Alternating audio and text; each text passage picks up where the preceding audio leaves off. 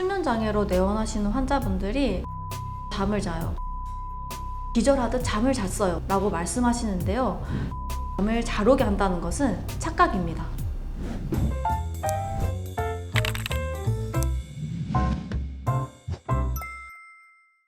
안녕하세요. 한의사 김소영입니다. 오늘은 만성 피로의 주범이죠. 바로 수면장애.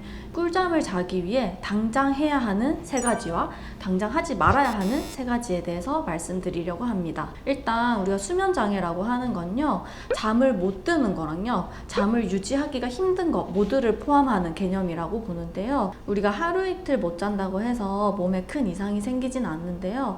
만약에 이렇게 잠을 잘 못 자는 상태가 수일 또는 수개월 지속되다 보면은 우리 몸의 신경계나 호르몬의 균형이 깨지게 되고, 그것 때문에 내장기의 기능이 저하돼서 신체 곳곳에 다른 불편감들이 생길 수 있어요. 그래서 우리가 잠을 잘 자는 게 사실 건강한 삶을 유지하기 위해서 굉장히 중요한 조건인데요. 우리 쉽게 잠이 보약이라는 말도 있죠. 이 건강한 삶을 위한 첫 번째 조건, 잠을 잘 자기 위해서 당장 해야 될 세 가지를 먼저 말씀드리겠습니다.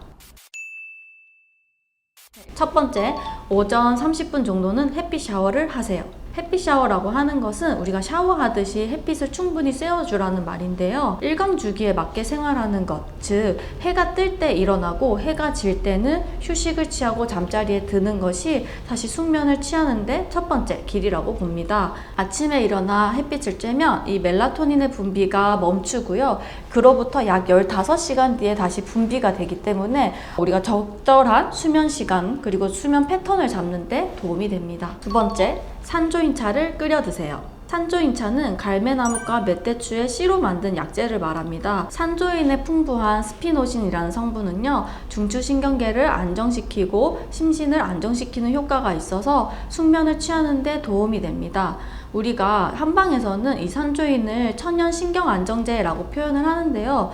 저도 불면증이나 기타 신경증으로 내원하시는 환자분께 많이 처방을 하는 약재 중에 하나예요. 산조인차를 만드는 방법은 굉장히 간단한데요.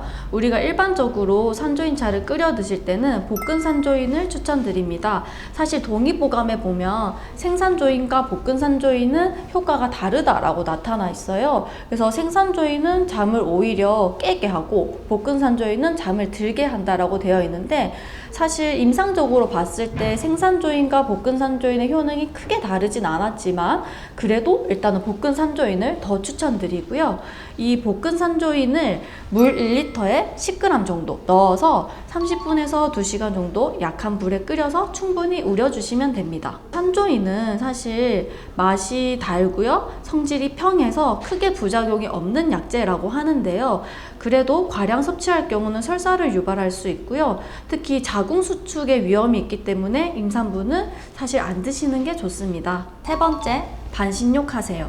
반신욕을 하면 우리가 혈류량이 늘어나서 근육이 이완되고요, 긴장이 완화되는 효과가 있는 건 다들 알고 계시죠? 이 외에도 반신욕은 숙면에 도움을 주는데요.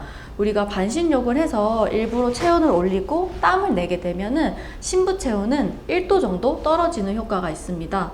신부 체온이 떨어지게 되면은 멜라토닌의 분비가 활성해지기 때문에 잠이 잘 오게 되는데요. 이 반신욕을 하는 것도 중요하지만 사실 이 반신욕을 어떻게 언제 하는 것도 중요한데요. 보통 우리가 반신욕을 해서 멜라토닌 분비가 왕성해지기까지는 2시간 정도가 걸린다고 합니다. 그러면 우리가 자는 시간을 계산했을 때 자기 전 한 2-3시간 전에 반신욕을 해주시는 게 좋고요. 또 너무 뜨거운 물보다는 체온보다 약간 높은 정도, 38도에서 40도 사이의 물이 적절하다고 봅니다.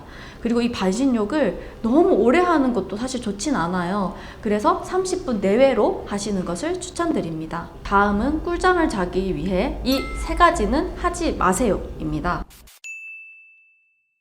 그중 첫 번째, 핸드폰 하지 마세요. 일단 우리가 잠을 들기 최소 1시간 전에는 핸드폰을 멀리 두시는 게 좋습니다. 이 핸드폰의 불빛을 계속 쬐게 되면 멜라토닌의 분비를 억제하게 되는데요. 이 핸드폰의 블루라이트가 굉장히 안 좋은 영향을 준다고 해요. 사실 이 핸드폰의 빛을 계속 보는 것은 우리가 햇빛을 계속 보는 것과 동일한 효과를 나타냅니다. 그래서 우리 뇌가 밤을 낮으로 착각하게 되고 그 결과 각성 호르몬을 분비시키고 멜라토닌을 억제해서 분비해서 우리 몸을 더 깨우는 역할을 하기 때문에 숙면을 방해하는 요소가 됩니다. 두 번째, 자기 전 과한 운동은 하지 마세요. 진료실에서 진료를 하다 보면요, 환자분들 중에 가끔 너무 잠이 안 와서 빡세게 몸을 굴리고 나면 잠이 잘 올 것 같았어요. 그래서 2시간씩 뛰었어요.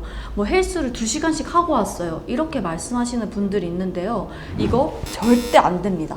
그 이유는요, 우리가 자기 전에 과한 운동을 하게 되면은 오히려 각성 호르몬이 분비돼서 몸이 더 깨어지기 때문인데요.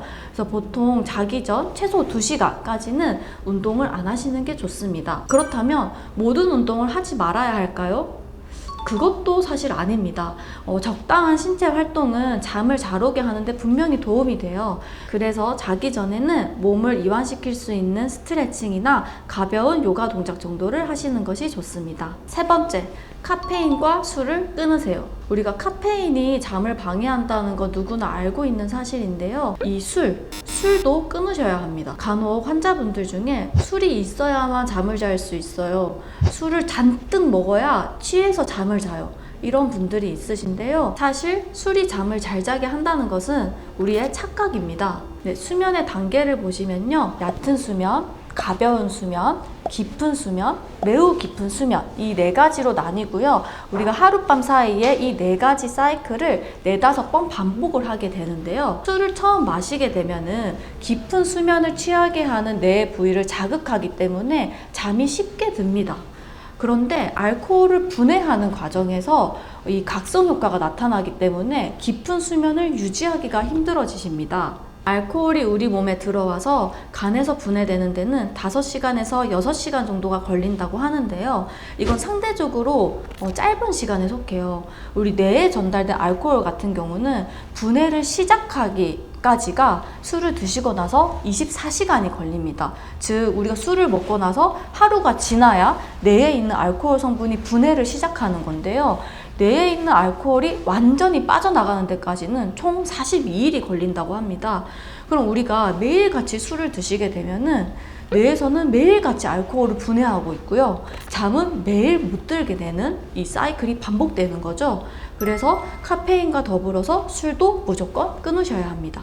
오늘은 꿀잠을 자기 위한 비법, 이것 당장 하세요 3가지와 이것은 하지 마세요 3가지에 대해서 알아보았습니다. 다음은 더 유익한 정보로 찾아올게요. 네, 다음에 뵙겠습니다.